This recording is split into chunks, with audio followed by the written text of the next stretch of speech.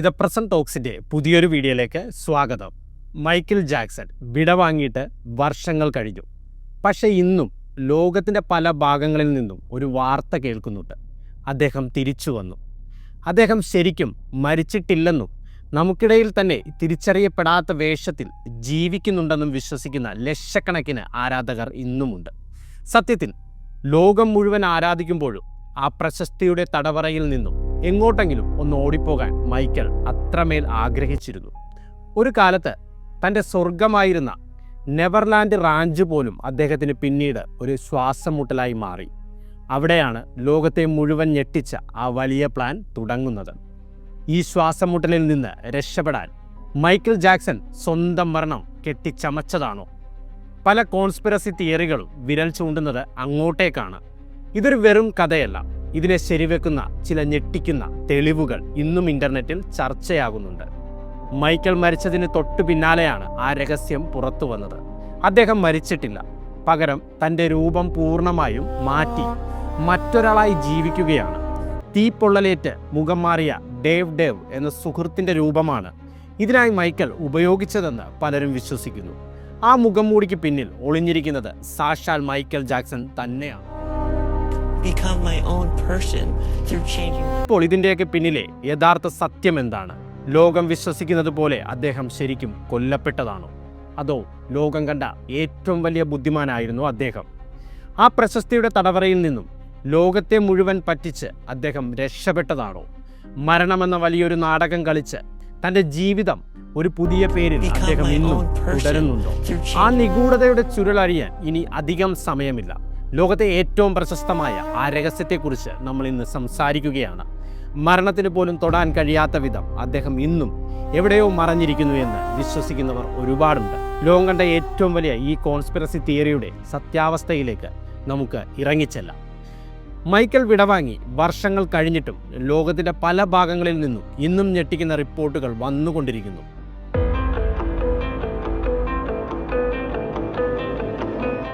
ഇതൊന്നും വെറും കഥകളല്ല. ഇതിനെ ശരിവെക്കുന്ന ചില രഹസ്യരേഖകൾ, സീക്രട്ട് ഡോക്യുമെൻറ്റ്സ് ഇന്നും ഇൻ്റർനെറ്റിലുണ്ട്. പലരും ചൂണ്ടിക്കാണിക്കുന്നത് ആർക്കും തിരിച്ചറിയാൻ കഴിയാത്ത ചില ഓഡിയോ റെക്കോർഡിങ്ങുകളും നിഗൂഢമായ ഫോട്ടോകളിലേക്കുമാണ്. ആ തെളിവുകൾ വിരൽ ചൂണ്ടുന്നത് ഒരേ ഒരു കാര്യത്തിലേക്കാണ്: മൈക്കൽ ജാക്സൺ ഇന്നും ജീവിച്ചിരിപ്പുണ്ട്.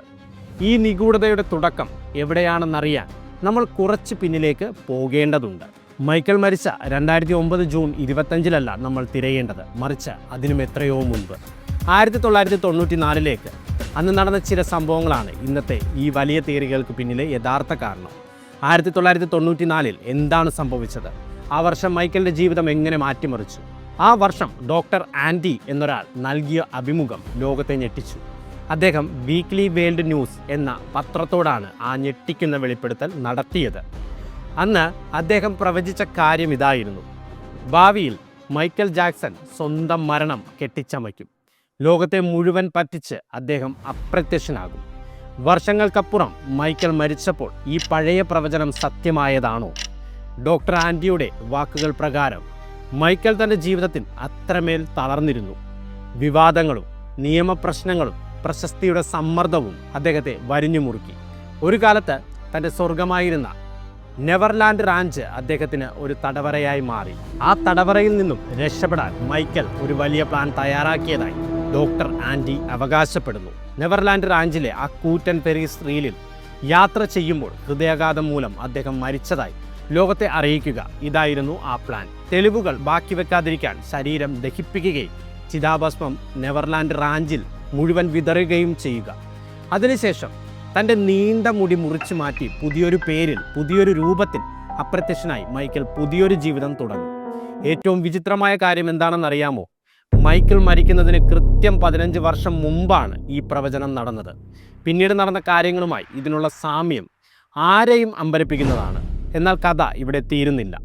അദ്ദേഹം മരിക്കുന്നതിന് കൃത്യം 6 മാസം മുൻപ് പ്രശസ്ത ജീവചരിത്രകാരനായ ഇയാൻ ഹാൽപെറിൻ ലോകത്തോടായി ഒരു കാര്യം വെളിപ്പെടുത്തി: മൈക്കൽ ജാക്സൺ അതീവ ഗുരുതരാവസ്ഥയിലാണെന്നും ഇനി 6 മാസത്തിലധികം അദ്ദേഹം ജീവിച്ചിരിക്കില്ല എന്നുമായിരുന്നു ആ വെളിപ്പെടുത്തൽ. 2008 ഡിസംബറിലാണ് ഹാൽപെറിൻ ആ ഞെട്ടിക്കുന്ന വിവരങ്ങൾ പുറത്തുവിട്ടത്. മൈക്കലിന് ശ്വാസകോശ സംബന്ധമായ ഗുരുതരമായ അസുഖമുണ്ടെന്നും ഒരു ശ്വാസകോശം മാറ്റിവെക്കൽ ശസ്ത്രക്രിയ ലങ് ട്രാൻസ്പ്ലാന്റ് അദ്ദേഹത്തിന് ആവശ്യമാണെന്നും അദ്ദേഹം പറഞ്ഞു. സംസാരിക്കാൻ പോലും കഴിയാത്ത വിധം മൈക്കൽ അവശനായിരുന്നു എന്നായിരുന്നു ഹാൽപ്പറിൻ്റെ അവകാശവാദം. അന്ന് മിക്ക വാർത്താ മാധ്യമങ്ങളിലും വന്ന പ്രധാന തലക്കെട്ടിതായിരുന്നു: മൈക്കൽ ജാക്സന് ഇനി 6 മാസത്തെ ആയുസ് മാത്രം. വിചിത്രമെന്ന് പറയട്ടെ, കൃത്യം 6-ാം മാസം ആ വാർത്ത ലോകത്തെ തേടിയെത്തി. Very, very sad news, Jim Moret, and to all of our viewers. Both the Los Angeles Times and CBS News are both now reporting that Michael Jackson has died. CNN has not confirmed that, but the LA Times and CBS News are reporting that Michael Jackson, 50 years old, the king of pop. 2009 June 25 ലോകം മുഴുവൻ സ്തംഭിച്ചുപോയ നിമിഷം. Michael Jackson അന്തരിച്ചു. ഹൃദയാഘാതം മൂലമാണ് അദ്ദേഹം മരിച്ചതെന്നായിരുന്നു ആദ്യ റിപ്പോർട്ടുകൾ. വർഷങ്ങൾക്ക് മുൻപ് ഡോക്ടർ ആൻഡി പ്രവചിച്ചതും മാസങ്ങൾക്ക് മുൻപ് ഹാൽപ്പറിൻ പറഞ്ഞതും ഒടുവിൽ സത്യമായിരിക്കുന്നു. അതോ ഇതെല്ലാം നേരത്തെ തയ്യാറാക്കിയ ഒരു തിരക്കഥയായിരുന്നു? ഹൃദയാഘാതം മൂലമാണ് മൈക്കൽ മരിച്ചതെന്നായിരുന്നു ആദ്യം കരുതിയത്. എന്നാൽ 2 മാസത്തിന് ശേഷം പുറത്തു വന്ന ഔദ്യോഗിക പോസ്റ്റ്മോർട്ടം റിപ്പോർട്ട് ലോകത്തെ ഞെട്ടിച്ചു. അത് ഹൃദയാഘാതമല്ല, മറിച്ച് ഒരു കൊലപാതകമായിരുന്നു. പ്രൊപ്പോഫോൾ എന്ന മരുന്നിൻ്റെ അമിതമായ അളവാണ് മരണകാരണമെന്ന് റിപ്പോർട്ട് വ്യക്തമാക്കുന്നു. സാധാരണയായി ശസ്ത്രക്രിയകൾക്ക് മുൻപ് ആശുപത്രികളിൽ അനസ്തേഷ്യക്കായി നൽകുന്ന അതിശക്തമായ ഒരു മരുന്നാണിത്. അന്വേഷണം പുരോഗമിക്കുമ്പോൾ ചില ദുരൂഹമായ കാര്യങ്ങൾ കൂടി പുറത്തു വന്നു.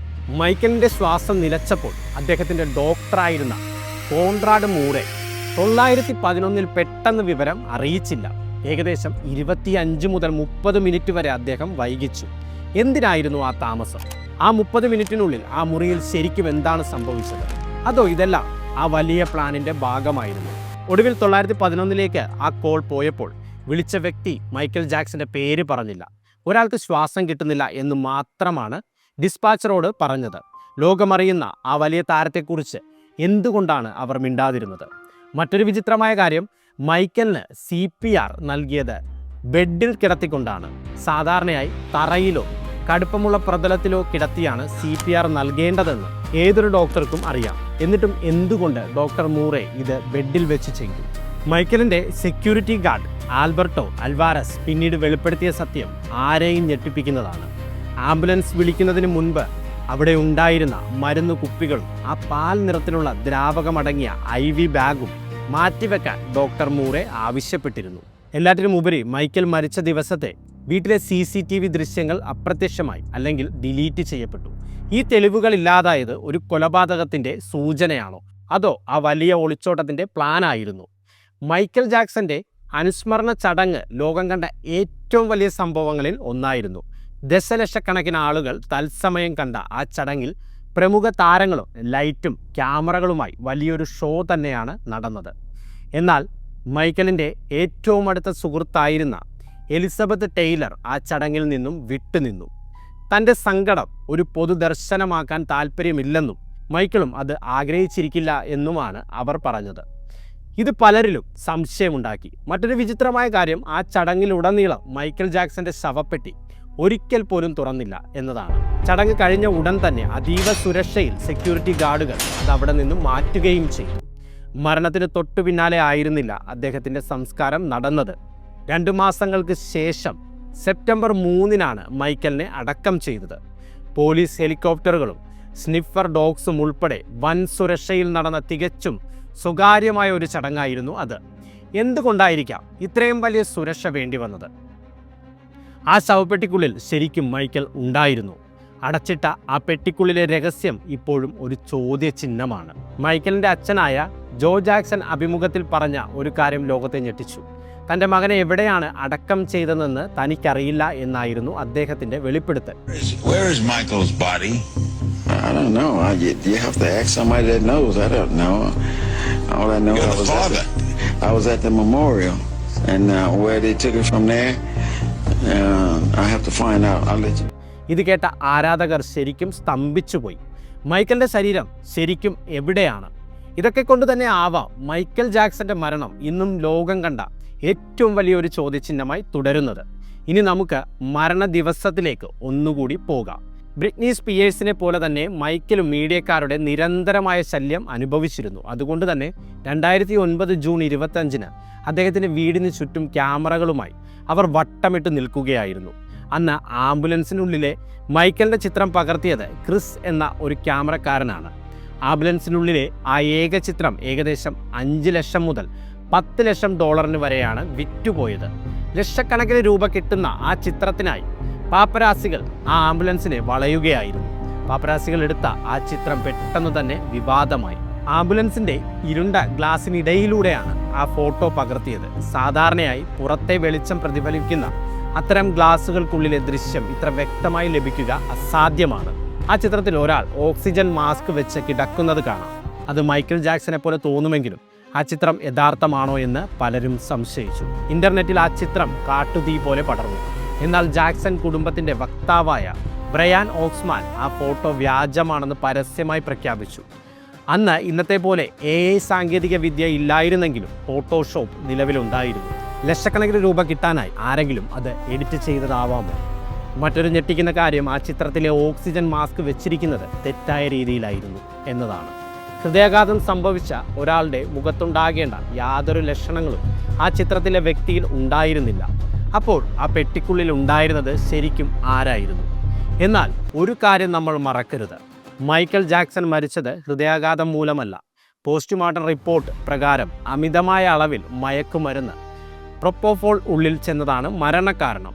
അതുകൊണ്ട് തന്നെ അദ്ദേഹത്തിൻ്റെ ശരീരം സാധാരണ മൃതദേഹങ്ങളെക്കാൾ കൂടുതൽ അയഞ്ഞ നിലയിലായിരിക്കാം കാണപ്പെട്ടത്. ചിലർ ആ ചിത്രത്തിലെ മുഖരൂപങ്ങൾ സൂക്ഷ്മമായി പരിശോധിച്ചു. അദ്ദേഹത്തിൻ്റെ മൂക്ക്, പുരികങ്ങൾ, ചുണ്ടുകൾ, ചർമ്മത്തിൻ്റെ നിറം എന്നിവ മൈക്കലിൻ്റേതിൽ നിന്നും വ്യത്യസ്തമാണെന്ന് അവർ അവകാശപ്പെട്ടു. അതൊരു ഡെമ്മി ആയിരുന്നു. അന്നത്തെ മറ്റൊരു ദൃശ്യം കൂടി നമ്മൾ കാണേണ്ടതുണ്ട്. ഹെലികോപ്റ്ററിൽ മൈക്കലിൻ്റെ ശരീരം പോസ്റ്റ്മോർട്ടത്തിനായി കൊണ്ടുപോകുന്ന ദൃശ്യമാണത്. അവിടെ വെളുത്ത തുണി കൊണ്ട് മൂടിയ നിലയിലായിരുന്നു മൃതദേഹം. പക്ഷേ ആ ദൃശ്യം സൂക്ഷിച്ചു നോക്കിയവർ ഒരു ഞെട്ടിക്കുന്ന കാര്യം കണ്ടെത്തുകയുണ്ടായി. തുണിക്കടിയിലുള്ള ആ രൂപം ചെറുതായി അനങ്ങുന്നത് പോലെ അവർക്ക് തോന്നി. മരിച്ച ഒരാളുടെ ശരീരം എങ്ങനെ അനങ്ങും? അദ്ദേഹം ശരിക്കും മരിച്ചിരുന്നു, അതോ ആ തുണിക്കടിയിൽ ശ്വാസം പിടിച്ചിരിക്കുകയായിരുന്നു? ഈ ദൃശ്യങ്ങൾ നൽകുന്ന സൂചനകൾ ഭയപ്പെടുത്തുന്നതാണ്. അടുത്തതായി നമ്മൾ കാണാൻ പോകുന്നത് ഇതിനേക്കാൾ വലിയൊരു തെളിവാണ്. ഇൻ്റർനെറ്റിൽ കാട്ടുതീ പോലെ പടർന്ന മറ്റൊരു വീഡിയോ കൂടി ഉണ്ടായിരുന്നു. 29 സെക്കൻഡ് മാത്രം ദൈർഘ്യമുള്ള ആ വീഡിയോയിൽ കണ്ടത് ഞെട്ടിക്കുന്ന ഒരു കാഴ്ചയായി. പോസ്റ്റ്മോർട്ടത്തിനായി കൊണ്ടുപോയ ആംബുലൻസിൻ്റെ പിൻവാതിൽ തുറന്ന് അകത്തുള്ള വ്യക്തി എഴുന്നേറ്റ് നടന്നു പോകുന്നു. പക്ഷേ ആ വീഡിയോയുടെ സത്യാവസ്ഥ മറ്റൊന്നായിരുന്നു. അതൊരു വ്യാജ വീഡിയോ ആണെന്ന് പിന്നീട് തെളിഞ്ഞു. ജർമ്മൻ ടെലിവിഷൻ ചാനലായ RTL ആണ് ആ വീഡിയോ നിർമ്മിച്ചത്. ഇന്റർനെറ്റിലൂടെ വ്യാജ വാർത്തകളും കോൺസ്പിറസി തിയറികളും എത്ര വേഗത്തിൽ പ്രചരിക്കുമെന്ന് കാണിക്കാനായി അവർ നടത്തിയ ഒരു പരീക്ഷണമായിരുന്നു അത്. വീഡിയോ പുറത്തുവിടുന്നതിന് മുൻപ് തന്നെ ഇതൊരു ക്രിയേറ്റഡ് വീഡിയോ ആണെന്ന് അവർ വ്യക്തമാക്കിയിരുന്നു. എന്നിട്ടും വീഡിയോ ഓൺലൈനിൽ വന്നതോടെ ദശലക്ഷക്കണക്കിന് ആളുകൾ അത് വിശ്വസിച്ചു. ഇതിനുശേഷം ചിലർ സംശയം പ്രകടിപ്പിച്ചു. എന്തിനാണ് ഒരു ജർമ്മൻ കമ്പനി ഇങ്ങനെ ഒരു വീഡിയോ ഉണ്ടാക്കിയത്? ആ വിശദീകരണം തന്നെ സത്യം മൂടിവെക്കാനുള്ള ഒരു നാടകമാണോ എന്നതായിരുന്നു അവരുടെ ചോദ്യം. മറ്റൊരു വിചിത്രമായ കാര്യം മൈക്കലിൻ്റെ ഔദ്യോഗിക രേഖകളിലെ പേരാണ്. ചില രേഖകളിൽ മൈക്കൽ ജോസഫ് ജാക്സൺ എന്നും മറ്റ് ചിലതിൽ മൈക്കൽ ജോ ജാക്സൺ എന്നുമാണ് കാണപ്പെടുന്നത്. സാധാരണയായി സർക്കാർ രേഖകളിൽ പേരിൻ്റെ സ്പെല്ലിംഗ് മാറുന്നത് അത്ര സ്വാഭാവികമല്ല. ഈ വ്യത്യാസം അദ്ദേഹത്തിന് ഒന്നിലധികം ഐഡൻറ്റിറ്റികൾ ഉണ്ടായിരുന്നു എന്നതിൻ്റെ സൂചനയാണോ? മറ്റൊരു പേര് രഹസ്യമായി ജീവിക്കാൻ അദ്ദേഹം ഇത് ഉപയോഗിച്ചിട്ടുണ്ടാകുമോ? ഇവിടെയാണ് ലോകത്തെ ഞെട്ടിച്ച ഡേവ് തിയറി വരുന്നത്.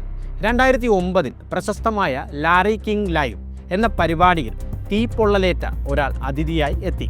അദ്ദേഹത്തിൻ്റെ പേര് ഡേവ് എന്നായിരുന്നു. ആ ഇൻ്റർവ്യൂ കണ്ടവർ ഞെട്ടിപ്പോയി. സ്ക്രീനിലിരിക്കുന്നത് ഡേവ് അല്ല, മറിച്ച് വേഷം മാറിയ മൈക്കൽ ജാക്സൺ ആണെന്ന് പലരും വാദിച്ചു. കാരണം മൈക്കലിൻ്റെ അതേ സംസാര രീതിയും കണ്ണുകളുമായിരുന്നു അദ്ദേഹത്തിന്. പൊതുവേദികളെ പ്രായമായവരെ പോലെയും മറ്റും വേഷം മാറി നടക്കാൻ മൈക്കൽ പണ്ടേ മിടുക്കനായിരുന്നു. അന്ന് ലാരി കിങ്ങിൻ്റെ മുന്നിലിരുന്നത് ശരിക്കും ആരായിരുന്നു? അദ്ദേഹത്തിൻ്റെ ശബ്ദം ശ്രദ്ധിച്ചു കേൾക്കൂ. Dave, how are you? Our world has come to an interesting point in an interesting time. This is a very interesting project we're working on. I want to thank each and every one of you for your overwhelming support. May God bless you. I love you. Good night. Thank you very much for all of your support, and may God bless you all. I love you. Goodbye. എന്നാൽ ഒരു വലിയ വിഭാഗം ആളുകൾ ഈ വാദത്തെ തള്ളിക്കളയുന്നു. David റൊദൻബർഗ് എന്ന Dave കുട്ടിക്കാലത്ത് സ്വന്തം പിതാവ് തീ കൊളുത്തിയതിനെ തുടർന്ന് അതിഭീകരമായി പൊള്ളലേറ്റ വ്യക്തിയാണ്. മൈക്കൽ അദ്ദേഹത്തെ സഹായിക്കുകയും വലിയൊരു തുക ചികിത്സയ്ക്കായി നൽകുകയും ചെയ്തിരുന്നു. എങ്കിലും ലാറി കിങ് ഷോയിൽ കണ്ട ആ വ്യക്തിയുടെ ശബ്ദം മൈക്കലിൻ്റേതുപോലെ ഉണ്ടായിരുന്നു എന്ന് ഇന്നും പലരും വിശ്വസിക്കുന്നു. അദ്ദേഹത്തിൻ്റെ സംസാര രീതിയും കണ്ണുകളുടെ ആകൃതിയും മൈക്കലിനെ ഓർമ്മിപ്പിക്കുന്നതായിരുന്നു. എന്നാൽ താൻ സഹായിച്ച ഒരു വ്യക്തിയുടെ വേഷം കെട്ടി മൈക്കൽ വരുമെന്ന് വിശ്വസിക്കുന്നത് അദ്ദേഹത്തെ അപമാനിക്കുന്നതിന് തുല്യമാണെന്ന് മറ്റു ചിലർ വാദിച്ചിരുന്നു. ആ ഒരു ഇൻ്റർവ്യൂവിൽ മാത്രം മൈക്കൽ വേഷം മാറി വന്നതാവാം എന്നാണ് ഇവർ വിശ്വസിക്കുന്നത്. ആ വീഡിയോയ്ക്ക് താഴെ വന്ന കമൻറ്റുകൾ ഇങ്ങനെയായിരുന്നു: ഇത് ഉറപ്പായി മൈക്കൽ തന്നെയാണ്. അദ്ദേഹത്തിൻ്റെ ശബ്ദം, സംസാരിക്കുന്ന രീതി, വാക്കുകൾ, പോപ്പ് രാജാവ് ഇന്നും ജീവിച്ചിരിപ്പുണ്ട്. ഈ കമൻറ്റുകളാണ് ഇന്നും ആ സംശയത്തെ ഒരു കനൽ പോലെ നിലനിർത്തുന്നത്. നേരത്തെ സൂചിപ്പിച്ചതുപോലെ വേഷം മാറുന്നതിൽ മൈക്കൽ അതീവ താല്പര്യം കാണിച്ചിരുന്നു. പലപ്പോഴും മാസ്കുകൾ ധരിച്ചും മറ്റൊരാളായി വേഷം കെട്ടിയും അദ്ദേഹം ജനക്കൂട്ടത്തിനിടയിലൂടെ നടന്നിട്ടുണ്ട്. അദ്ദേഹത്തെ നേരിട്ടറിയാവുന്ന പല സുഹൃത്തുക്കളും ഈ ശീലം ശരിവെച്ചിട്ടുണ്ട്. അതുകൊണ്ട് തന്നെ ഡേവ് ആയി വേഷം മാറുന്നത് മൈക്കലിനെ സംബന്ധിച്ച് അസാധ്യമായ ഒന്നല്ല എന്ന് ആരാധകർ വിശ്വസിക്കുന്നു. ഒരു പൊള്ളലേറ്റ വ്യക്തിയെപ്പോലെ വേഷം കെട്ടുന്നത് മോശമായി തോന്നാമെങ്കിലും ഡേവും മൈക്കലും അത്രമേൽ അടുത്ത സുഹൃത്തുക്കളായിരുന്നു. ഒരുപക്ഷെ മൈക്കലിൻ്റെ ഈ പ്ലാനിന് ഡേവ് തന്നെ അനുവാദം നൽകിയിട്ടുണ്ടാകാമെന്ന് അവർ കരുതുന്നു. മൈക്കൽ തൻ്റെ മുഖം പൂർണ്ണമായും മറച്ച് പൊതുസ്ഥലങ്ങളിൽ പ്രത്യക്ഷപ്പെടാറുണ്ടായിരുന്നുവെന്ന് പല മുൻകാല അഭിമുഖങ്ങളും സാക്ഷ്യപ്പെടുത്തുന്നുണ്ട്. ഇതിനിടയിലാണ് 2017 ഒരു സംഭവം ചർച്ചയാകുന്നത്. മൈക്കലിൻ്റെ അനന്തരവൻ്റെ വിവാഹ ചടങ്ങിൽ പ്രോസ്തറ്റിക് മേക്കപ്പ് ധരിച്ച ഒരാളെ കണ്ടതായി പലരും അവകാശപ്പെട്ടു. അത് വേഷം മാറിയ മൈക്കൽ ജാക്സൺ തന്നെയായിരുന്നു എന്ന് അവർ ഇന്നും വിശ്വസിക്കുന്നു. അതേസമയം മൈക്കൽ ഒരു വലിയ ഗൂഢാലോചനയുടെ ഇരയാണെന്നും അദ്ദേഹം കൊല്ലപ്പെട്ടതാണെന്നും അദ്ദേഹത്തിൻ്റെ കുടുംബാംഗങ്ങൾ തന്നെ പലപ്പോഴായി സൂചിപ്പിച്ചിട്ടുണ്ട്. ഈ വെളിപ്പെടുത്തലുകൾ കോൺസ്പിറസി തിയറികൾക്ക് വീണ്ടും ആക്കം കൂട്ടുന്നു. അദ്ദേഹം ശരിക്കും കൊല്ലപ്പെട്ടതാണോ, അതോ ഇന്ന് നമുക്കിടയിൽ വേഷം മാറി ജീവിക്കുകയാണോ? മൈക്കലിൻ്റെ സഹോദരി ലാട്ടോയ ജാക്സൺ ലോകത്തോട് വിളിച്ചു പറഞ്ഞത് തൻ്റെ സഹോദരൻ കൊല്ലപ്പെട്ടതാണെന്നാണ്. ഇതിന് പിന്നിൽ ഒന്നിലധികം ആളുകൾ ഉണ്ടെന്നും ഇതൊരു വലിയ ഗൂഢാലോചനയാണെന്നും അവർ ഉറച്ചു വിശ്വസിക്കുന്നു. അവർ പറഞ്ഞത് ഇങ്ങനെയാണ്: മൈക്കൽ കൊല്ലപ്പെട്ടതാണെന്ന് ഞാൻ വിശ്വസിക്കുന്നു. തുടക്കം മുതൽ എനിക്ക് അത് തോന്നിയിരുന്നു. ഇതിൽ ഒരാൾ മാത്രമല്ല ഉൾപ്പെട്ടിരിക്കുന്നത്. അദ്ദേഹം തെറ്റായ ആളുകൾക്കിടയിലായിരുന്നു പെട്ടുപോയത്. തൻ്റെ ജീവൻ അപകടത്തിലാണെന്ന് മൈക്കൽ പലപ്പോഴും ലാട്ടോയയോട് പറഞ്ഞിരുന്നു. തൻ്റെ കൈവശമുള്ള വമ്പൻ മ്യൂസിക് കാറ്റലോഗിന് വേണ്ടിയാണ് ചിലർ തന്നെ വകവരുത്താൻ ശ്രമിക്കുന്നതെന്ന് അദ്ദേഹം ഭയപ്പെട്ടിരുന്നു. ലോകത്തിലെ ഏറ്റവും വലിയ മ്യൂസിക് കാറ്റലോഗുകളിൽ ഒന്ന് മൈക്കലിൻ്റേതായിരുന്നു. അതിൽ സാക്ഷാൽ ബീറ്റിൽസിൻ്റെ പാട്ടുകളുടെ അവകാശം വരെ ഉണ്ടായിരുന്നു. അവർക്ക് എൻ്റെ പബ്ലിഷിംഗ് വേണം, അവരത് തട്ടിയെടുക്കാൻ ശ്രമിക്കുകയാണ് എന്ന് മൈക്കൽ തന്നോട് പറഞ്ഞതായി ലാട്ടോയ വെളിപ്പെടുത്തി. ഒരു ഇൻ്റർവ്യൂവിൽ ഇതിന് പിന്നിൽ ആരെല്ലാമാണെന്ന് തനിക്കറിയാമെന്ന് അവൾ സൂചിപ്പിച്ചെങ്കിലും പേരുകൾ പറയാൻ അവർ തയ്യാറായില്ല. ആ പേരുകൾ പറഞ്ഞാൽ അത് അപകടമാണെന്ന് മനസ്സിലാക്കി ഷോയുടെ അവതാരകയായ ഹ്യൂപ്പി ഗോഡ്ബെർഗ് അവരെ തടയുകയായിരുന്നു. മൈക്കലിൻ്റെ അമ്മ കാതറിൻ ജാക്സണും ഈ മരണത്തിൽ വലിയ സംശയങ്ങൾ പ്രകടിപ്പിച്ചിരുന്നു. 2013 മൈക്കലിൻ്റെ ദിസ് ഈസ് ഇറ്റ് ടൂർ സംഘടിപ്പിച്ച AEG ലൈവിനെതിരായ കേസിൽ മൈക്കലിൻ്റെ അമ്മ കാതറിൻ ജാക്സൺ കോടതിയിൽ ഒരു മൊഴി നൽകി. തൻ്റെ മകന് ശരിക്കും എന്താണ് സംഭവിച്ചതെന്ന് തനിക്കറിയണമെന്നായിരുന്നു ആ അമ്മയുടെ ആവശ്യം. എന്നാൽ ഇന്നും ആ ചോദ്യങ്ങൾക്കെല്ലാം വ്യക്തമായ മറുപടി ലഭിച്ചിട്ടില്ലെന്ന് പലരും വിശ്വസിക്കുന്നു. മൈക്കലിൻ്റെ അച്ഛൻ ജോ ജാക്സണും ഡോക്ടർ കോൺറാഡ് മൂറയ്ക്കെതിരെ കേസ് ഫയൽ ചെയ്തിരുന്നു. ഡോക്ടറുടെ അശ്രദ്ധയും തെറ്റായ വിവരങ്ങൾ നൽകിയതുമാണ് മൈക്കലിൻ്റെ മരണത്തിന് കാരണമെന്നതായിരുന്നു അദ്ദേഹത്തിൻ്റെ വാദം.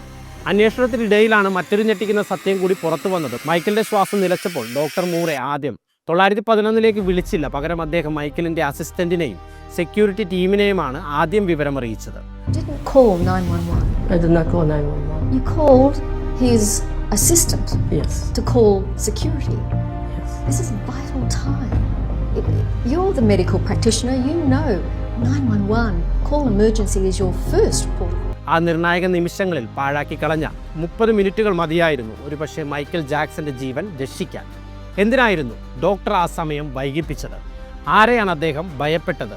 അതോ ആ സമയം കൊണ്ട് എന്തെങ്കിലും തെളിവുകൾ നശിപ്പിക്കാൻ അദ്ദേഹം ശ്രമിക്കുകയായിരുന്നു? 2011 ഡോക്ടർ കോൺറാഡ് മൂറെ കുറ്റക്കാരനാണെന്ന് കോടതി കണ്ടെത്തി. 4 വർഷത്തെ തടവ് ശിക്ഷ ലഭിച്ചെങ്കിലും ജയിലിലെ തിരക്ക് കാരണം വെറും 2 വർഷത്തിന് ശേഷം അദ്ദേഹം പുറത്തിറങ്ങി. ഈ കുറഞ്ഞ ശിക്ഷയും ആരാധകർക്കിടയിൽ വലിയ ചർച്ചകൾക്ക് വഴിവെച്ചു. മൈക്കൽ മരിക്കുന്നതിന് വർഷങ്ങൾക്ക് മുൻപ് നടത്തിയ ഒരു പ്രസംഗം ഈ സംശയങ്ങൾക്ക് ആക്കം കൂട്ടുന്നു. സോണി മ്യൂസിക്കിലെ പ്രബലനായ ടോമി മൊട്ടോളയെ അദ്ദേഹം പരസ്യമായി വിമർശിച്ചിരുന്നു.